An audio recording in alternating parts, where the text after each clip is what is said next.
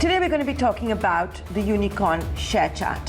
Why are we doing that? Because Sharechat's immensely popular short video format app MOJ is finishing 1 year.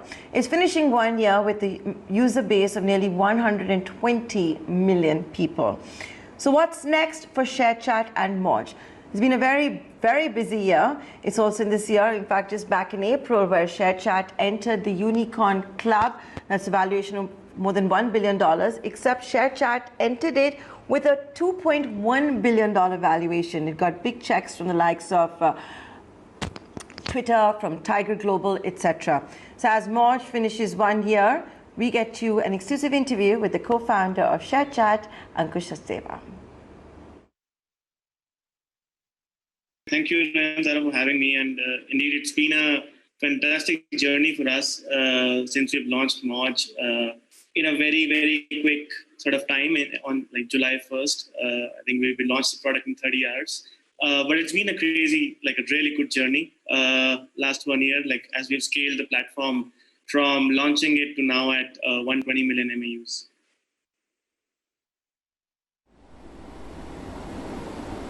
So what would you attribute this success to as well? I understand, culturally, socially, Indians have taken to the format of this, this short video format.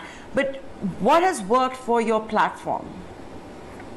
Yeah, so I think we were we understood the space very well because we've been building Sharechat, our first product, since the last 6 years. So we understood how this business worked. And when we got this opportunity that we saw a large vacuum, I think we very quickly understood that there are probably only two things which matter and which will decide who will win this market.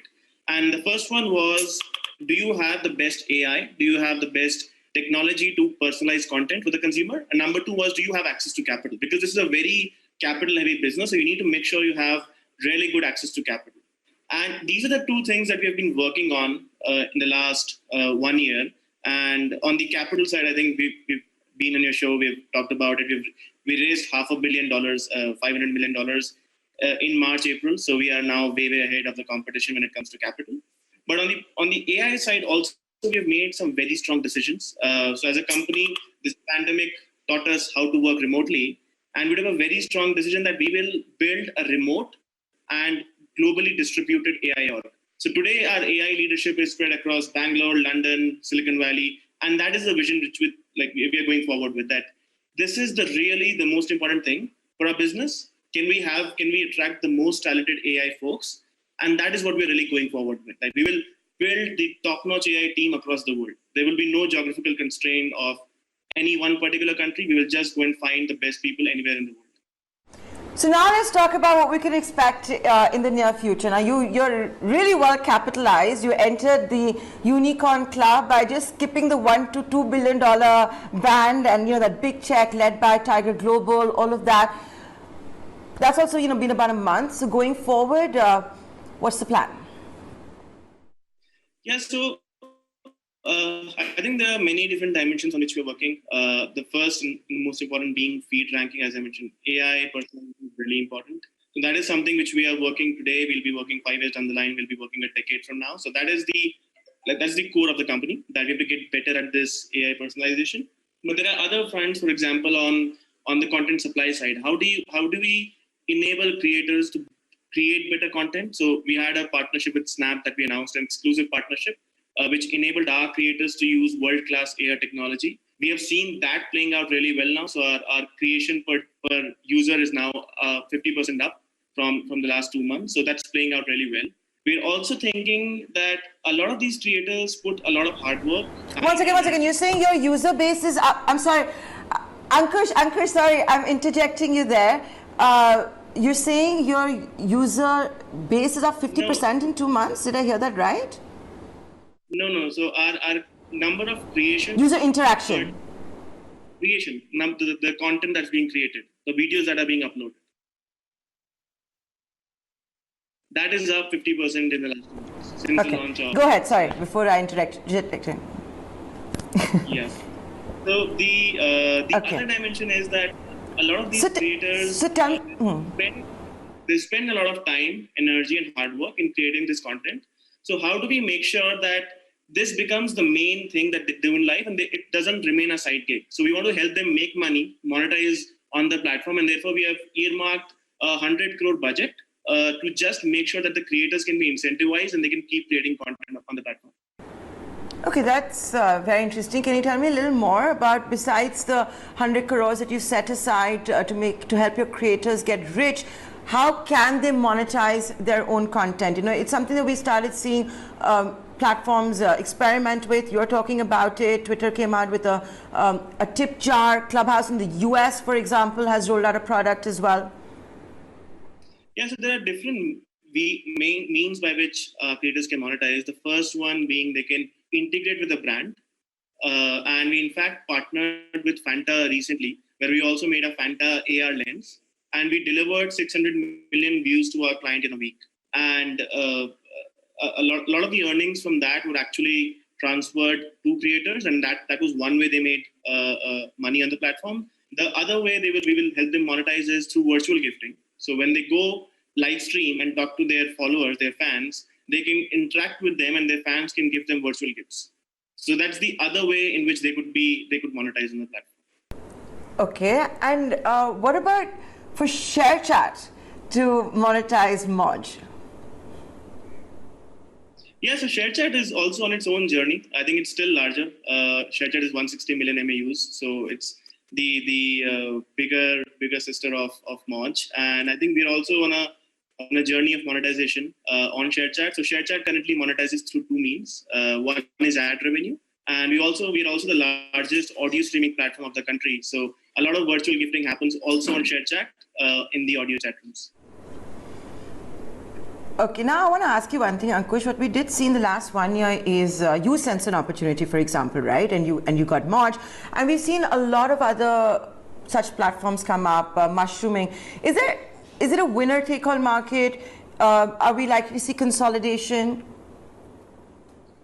See, it is largely a winner-take-all market. You can have like a smaller second player, but you would see the number one player taking a disproportionate amount of the market. So I think that has played out very similarly in other geographies like China and now increasingly in US. So I think it is largely a winner-take-all. You might have a smaller number two. And we are also very focused on that. So we also track our market leadership position, and we are very glad to share that we've actually improved the gap between us and the number two. So if you look at any credible third-party data, even like a simple Google trend search, like what is the search volume for MOJ versus other players, you will find a very stark gap that we are number one by a big margin. You're number one on what basis? Daily active users, monthly active users, interaction, content being uploaded. I'm sorry to say this, but we keep hearing on so many parameters, something we in the media industry also keep doing, right? To claim number one, so I'm saying it within that vein as well. This is a very, very good question, and I'm very glad you asked that, Nayantara, because there's a lot of confusion around how do you define market leadership. I think the way we define it and the way we feel is a real sense of being a market leader is in DAUs. How many people open your app every single day? Because you can have millions of downloads, but people don't retain on your platform. That is not real market leadership. So the real market leadership we track and we care about is the daily active users. And in that metric, we are the market leaders. Okay. Ankush, the other thing I want to ask you is that, it's something that we're seeing a lot of startups also, share their experiences. Now, you've done a really large funding round. Okay, I take that. But, sources do tell us that there could be yet another funding round really soon. Hedge funds are interested. With just the kind of liquidity that's out there, there's so much money chasing good products and good founders and startups. Anything you'll want to say? Yeah, it's a very lucrative market for a lot of investors, and we were oversubscribed in the last round. So there is bound to be still folks who want to come in. So we are in talks with a lot of people. I can't give any concrete timelines, but yes, we are in talks. So this could be from new investors. You'll see existing investors double down. Could they also be strategic? I would say it's a bunch of all of them, like all the categories you mentioned.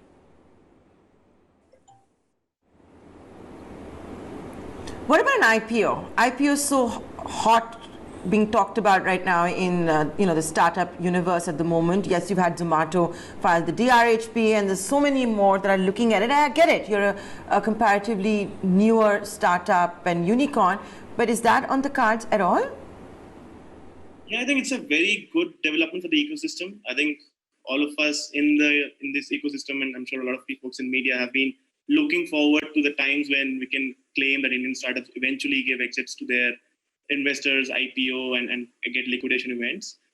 As you mentioned, we are slightly on the younger horizon, on that scale. And in the short term, we're not looking at an IPO, but I think 3 or 4 years in down the future, that would be an option.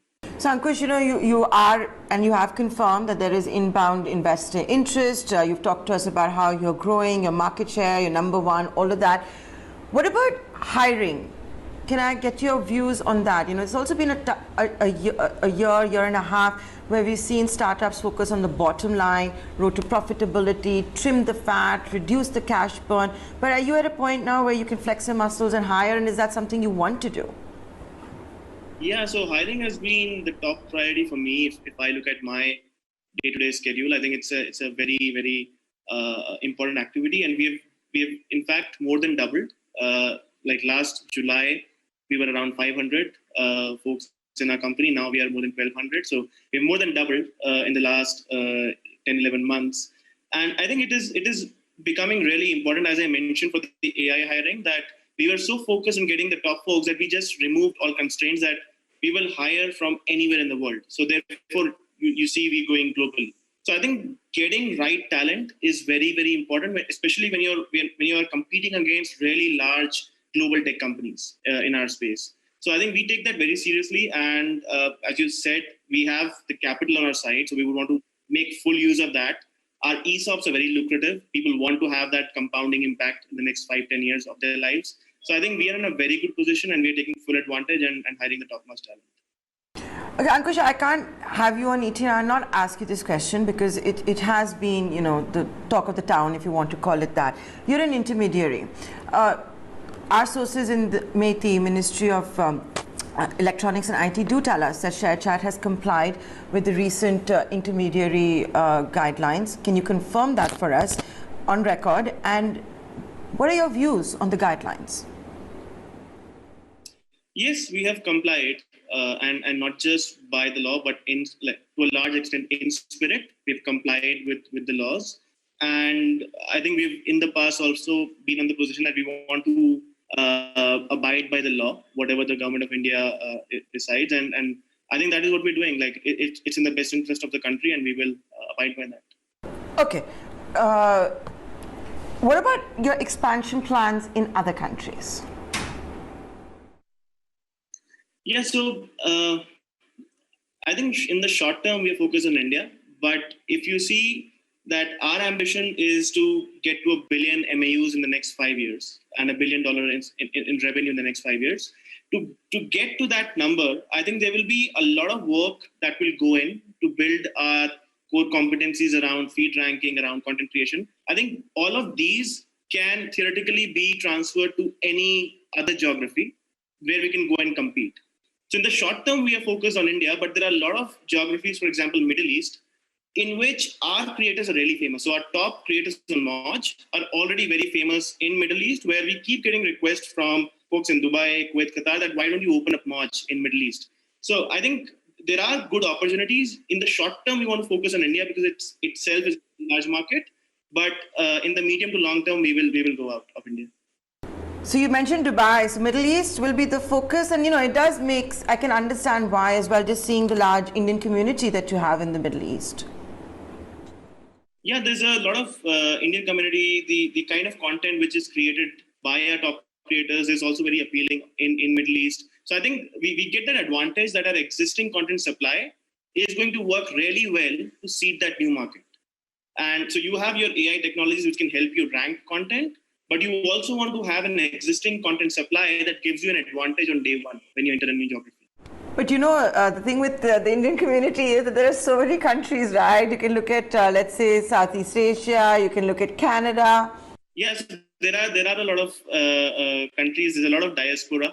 We also see a lot of folks in Canada trying to access Punjabi content on ShareChat. So we do see a lot of this happening, especially the Indian subcontinent. Like you look at Bangladesh, a lot of Bangla content naturally fits there.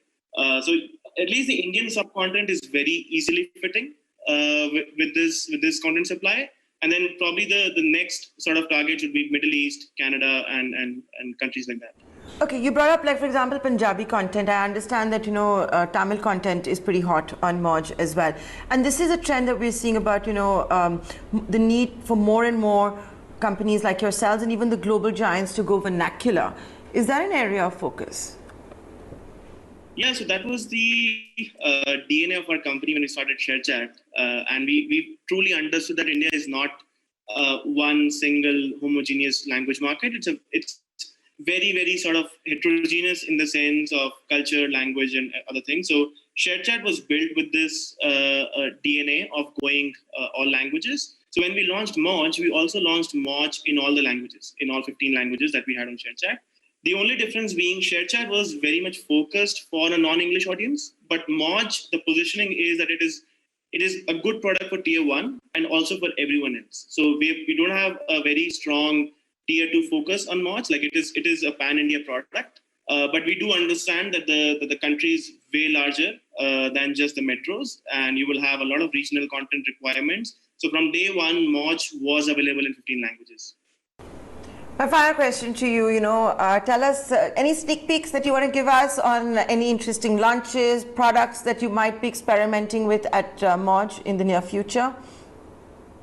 Yeah, so very soon, and it is a very requested feature from our creators. We will be launching live streaming in Q3, Q4 within MOJ. And as I mentioned, one part of it is to helping creators monetize, but in general, I think it will be a good platform for our creators to reach out to their fans, and they have fans across the country, and they sometimes themselves get surprised by the reach of this platform. So I think that's one very exciting feature we are coming up with, and we are hopeful that our creators will love it. So that will fold up under MOJ? Yes, it'll be under MOJ. Sharechat would also have it, but I think it has more significance within MOJ because there are a lot of face camera creators on that platform. So it will be a much more important feature for MOJ community. So, you guys started MOJ, like I said, it's going to be a 1-year anniversary, and it's seen what you're also saying, resounding success. How do you divide your time between your babies, MOJ and Sharechat, and will Sharechat now once again see more attention from you guys?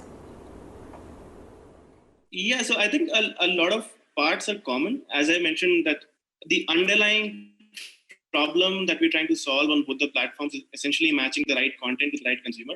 That is basically using AI to rank and personalize content. I think that team, that effort is common. So a lot of my time goes there. But there are nuances around the creators, around acquisition, around how to advertise on both the platforms. So we do have teams for both the products, and we equally love both our children, if you say it that way. With that, Ankush, I'd like to thank you for joining us here on ET Now. Always a pleasure talking to you. Thank you, Nayantara.